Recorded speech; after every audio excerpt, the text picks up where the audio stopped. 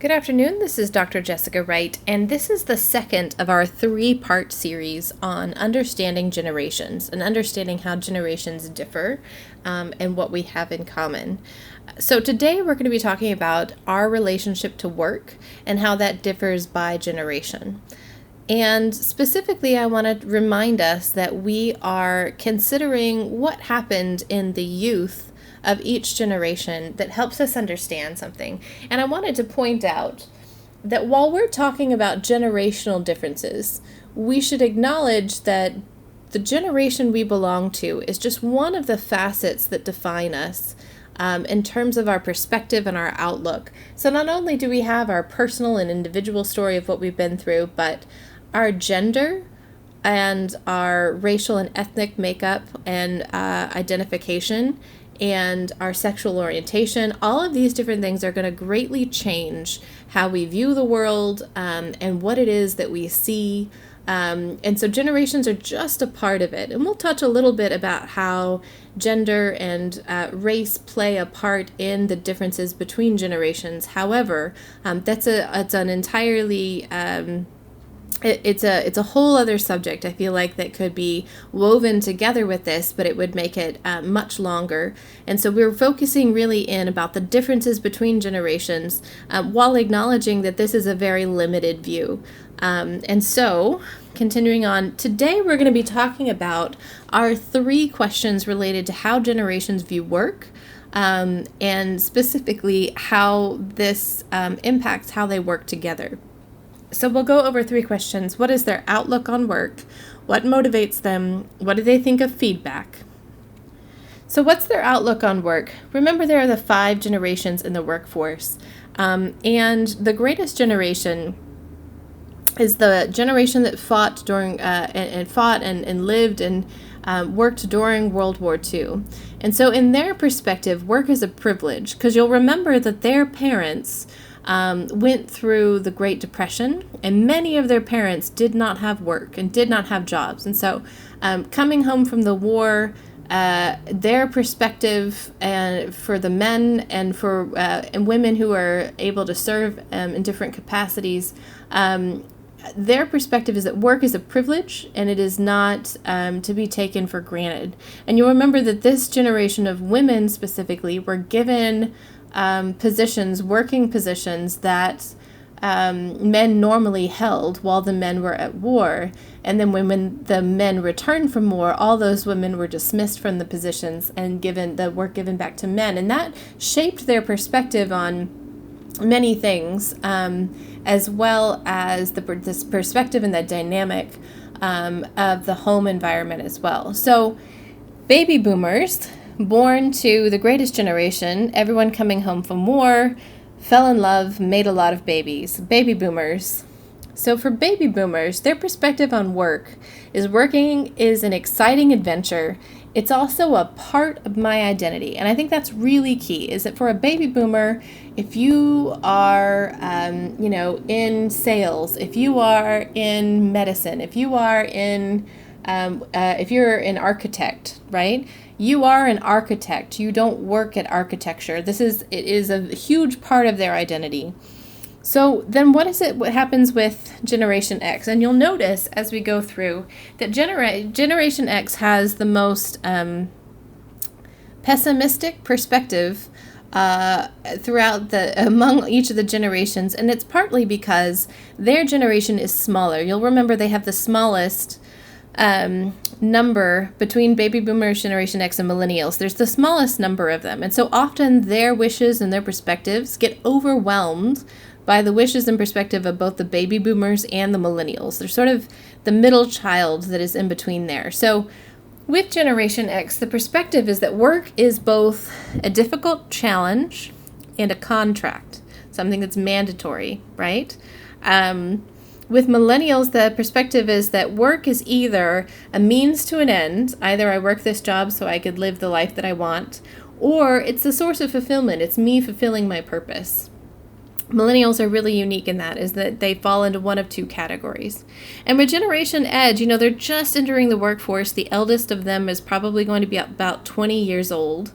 And this is still an evolving understanding of this generation, but they tend to think of work as just another virtual environment to showcase themselves. They've grown up in a world in which, social media, phones, access to the internet, YouTube, all of these things have been ubiquitous throughout their lifetime. And so they see the digital and online life that they live as working in parallel with the physical and non-digital life that they are living. And so it's all tied in together. So then the question is, what motivates them? And this was some really interesting research because it delved into a little bit of the psychology of each of the generations and what happened to each generation during their childhood. So Greatest Generation says, I'm motivated by consistency of expectations. Tell me what to do and let me know your expectations and I will rise to the occasion. Remember, this generation went to war. If they were not soldiers themselves, then they were part of a war effort back at home. And what was important to them was clear communication of expectations. So baby boomers, they are motivated by money, title, or competition. So you can think of our current work system. If I get a promotion, that means either my money or my title have changed. The way that we work today was built by the baby boomers, right? Our current corporate and working and industrial and organizational structure was built by the baby boomers to reflect the fact that they are motivated by money, by title, and by competition at work, right? This is what motivates them. And Generation X, really, the shift is that they're motivated by the chance to learn and to make contributions. And really, the thing that they care about most is freedom and autonomy. So freedom and autonomy is what really drives them to move forward. And with millennials, again, there's the search for meaning, right? I'm motivated by the opportunity to do something meaningful either through my work or through the lifestyle my work affords, right? Often millennials do not see their work as a means, as the end itself, but rather a means to an end. And then Generation Edge, they're motivated by the platform to gain fame/popularity. And there's an asterisk to this. This was written 3 years ago. And as this generation has grown and evolved, there's a huge number of them that are now socially, politically active in a way that millennials and Generation X were not. So we've not seen this level of activism since the baby boomers in terms of the percentage of the population that are actively engaged in causes they care about, whether it be climate change or gun control or any of the different aspects that they care about. And that's because for Generation Edge, their childhood has been defined by uncertainty, violence, and issues that neither the millennials nor the Generation X really had to deal with on the same level. So Generation Edge grew up during a time where school shootings were ubiquitous, where going to school was not safe, going to church is not safe, going into a restaurant is not safe. All of these places have been affected by gun violence in a really profound way. And they're also aware that climate change will affect their generation more than any other generation. And so they have a lot of things to say about this, and they have a lot of perspective, and they have a lot of social engagement, and they know who, a lot of times in this generation, they're more likely to know who their local elected officials are, as well as the national officials, because they are politically, regardless of where they fall in the spectrum, they are very engaged and very passionate. So, what do they think of feedback? Part of work is regularly getting feedback from your boss or giving feedback to others. And it's a constant give and take of feedback, really, in a healthy working environment. So, interestingly, how this changes radically by generation. So the Greatest Generation says feedback is irrelevant. I don't care what you have to say. This is completely irrelevant. given me my expectations of what it is that I'm going to do. And if I accomplish that thing, then anything else that you might have to say about the way that I accomplished it is really not helpful to me. So baby boomers go a little bit in the next direction. They say feedback's not appreciated. So it's not that it's irrelevant, but it's rude, it's disrespectful. Generation X says feedback is desired. I want to know what you think of my performance. I want to know what it is that you think about how this is working and what we could be doing differently.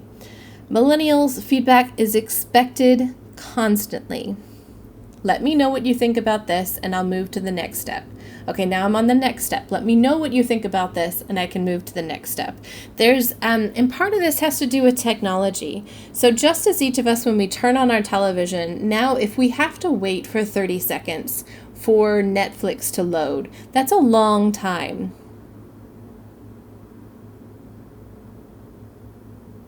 I just paused for 10 seconds. 10 seconds is a long time. 30 seconds is an extremely long time. And because of how technology has changed over the years, that's part of why millennials have an expectation that they will be given feedback instantly, because information is now instant, because there is a lot of, they had a time growing up where they could get information instantly. Generation Edge is the same. They need and regularly expect feedback, but they go beyond it, that it's not just expected. They determine behavior based on feedback, right? That feedback is going to be something that switches the behavior, and they will navigate through life constantly looking at all of the data around them, because there's so much data around them. All right. That is the 3 questions that we're going to talk about when it comes to how different generations experience the workforce. I'm so excited for our last video on this, because the last video on this topic talks about how each generation views the world and their outlook, and how it is that they see their lives and the lives of others. So I look forward to meeting you back in our next video.